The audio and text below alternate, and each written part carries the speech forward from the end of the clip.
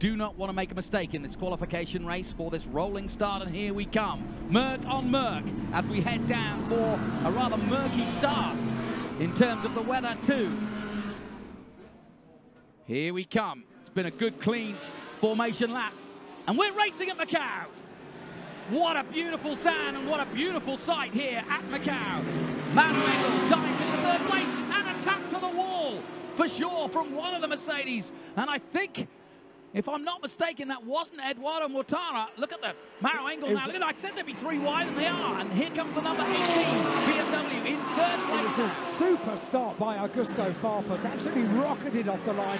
Looked to find a space. He found a space as well. Up into 4th place. And really challenging for 3rd. He's got 3rd already. And Maro Engel takes the lead as they go through Lisboa for the first time. Is anybody going to get caught out by the famous corner that is? Ooh, Rosenquist just misses the Lisboa corner there, but they're all safely through. Super stuff by the Brazilian in the 18th BMW Art car. Maro Engel leads up into sector 2. Now this very, very tight. They're so wide, these cars, and the walls and the barriers get oh so close. They never look quite as close as when you've got GT cars racing, and in a single line they all go through. So a few little skirmishes, but pretty much everyone seems to have got away with this. Eduardo Mortara there in 2nd place, Augusto Farfus in 3rd, and Maro Engel from the inside of the 2nd row of the grid getting the best of the starts. And it was Daniel Juncadella who definitely came together with the wall in the number 50 Mercedes.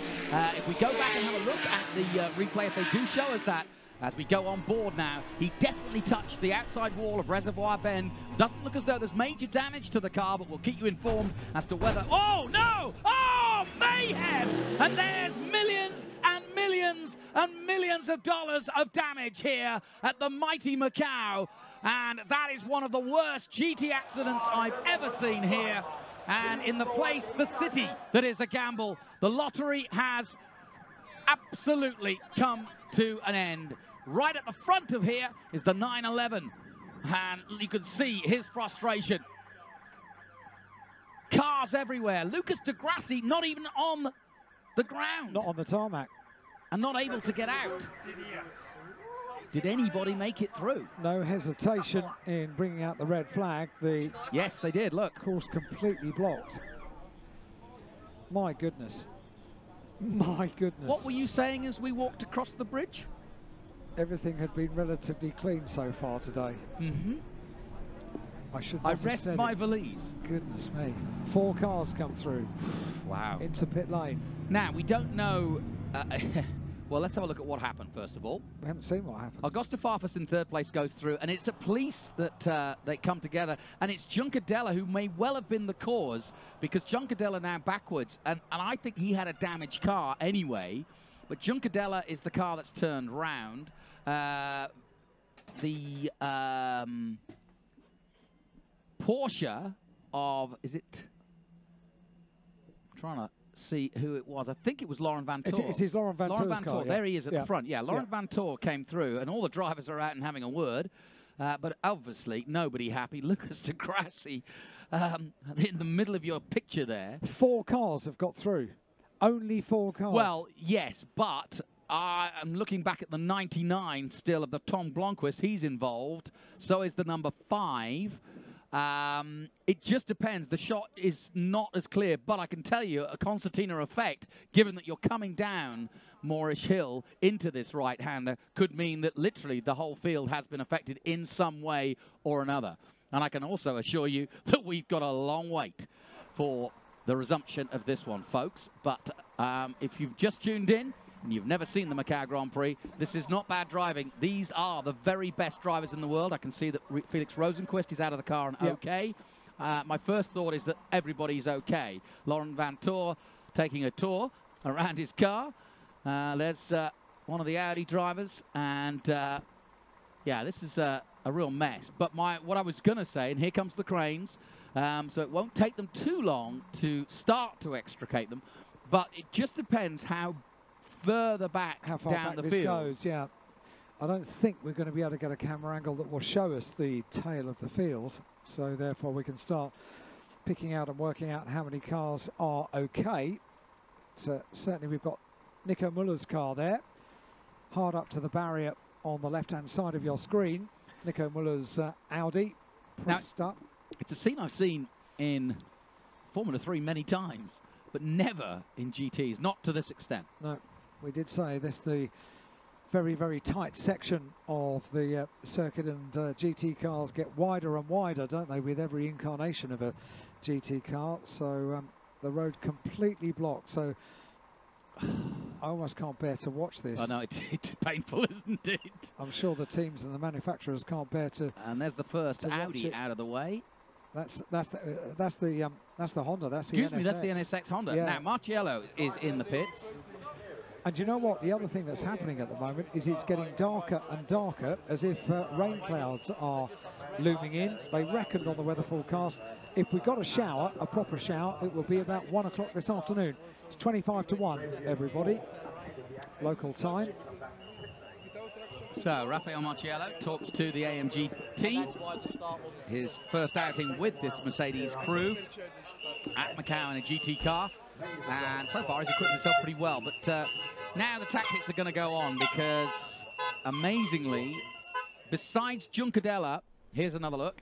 So Farfus goes through a third. There's Juncadella, basically, I think, the cause of the accident, unless Laurent Vantor was trying to go through on the inside. Yeah, which is a no-no. And it's only a guess. There's no room. It's only a guess. Look at this. As to what happened leading up to that.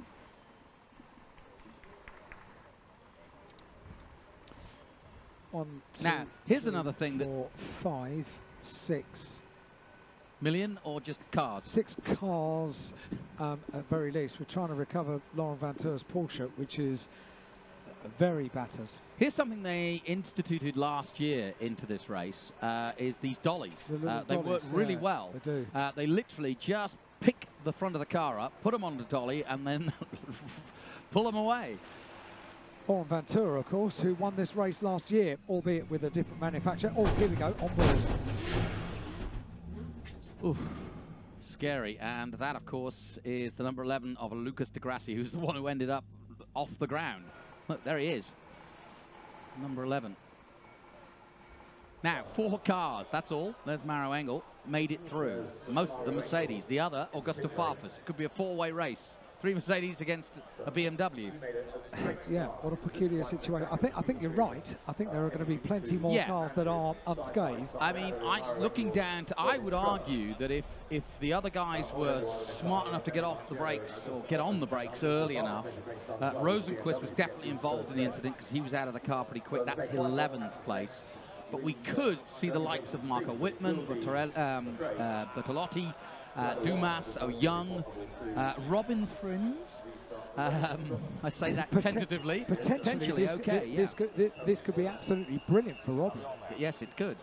He needs a recovery. It was a tall mountain to climb from the penultimate row of the grid. But with, obviously he wouldn't want it this way, but with a number of cars not able to take any kind of restart, then a number of places can be made up very, very swiftly.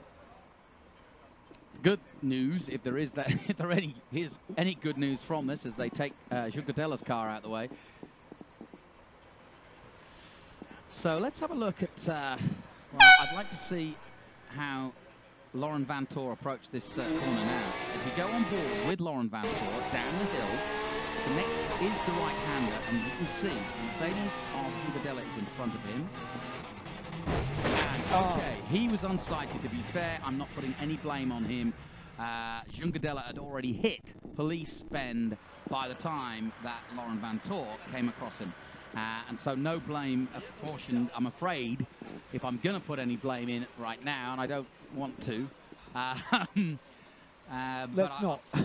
Let's not. Let's talk about the recovery some more, shall we? Yeah, we shall. But I'm not going to blame the 911. I'll say that, shall I? And absolutely, and very good to have the onboard shot. So we found out what happened leading up to what can only be described as a very upsetting scene, because now forklifts, cranes, flatbed recovery vehicles, it's all hands to the pump now to get the road clear.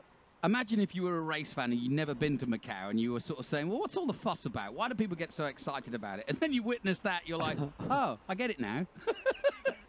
It is interesting, and following such a a clean and untroubled race for the Formula 3 cars. This was mayhem. Yeah, unpredictable, really.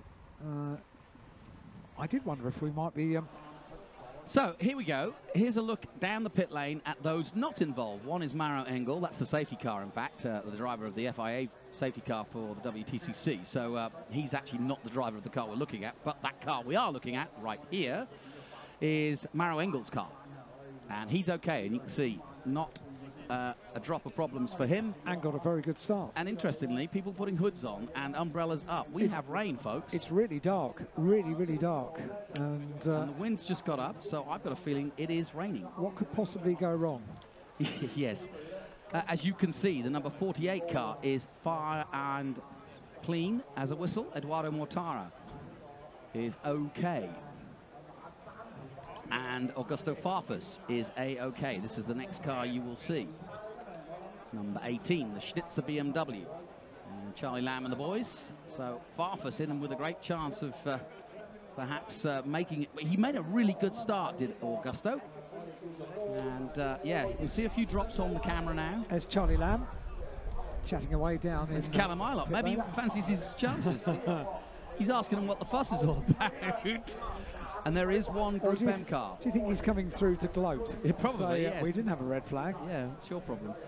We saw Raphael already out of the car, but that's his car. So we literally have 4 unscathed cars in the pit lane. I've never seen anything like this in all my years. We're looking at Chaz Mostert's car being dragged back. The 4th of the BMWs, and I've just seen spots of rain on the camera lens as well.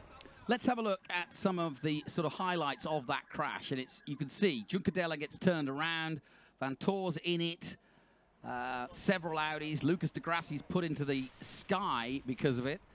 The number 99, Tom Blomqvist, is stuck underneath. Here we go on board behind the 27, and a nasty, nasty picture for Lucas de Grassi. That was really not a pleasant sight. Luckily, not one of the fastest corners. There's Juncadella already in the wall. And I think he was pretty close to Maro Engel. That might have been the problem. It looks as though the VLT Porsche of Darrell O'Young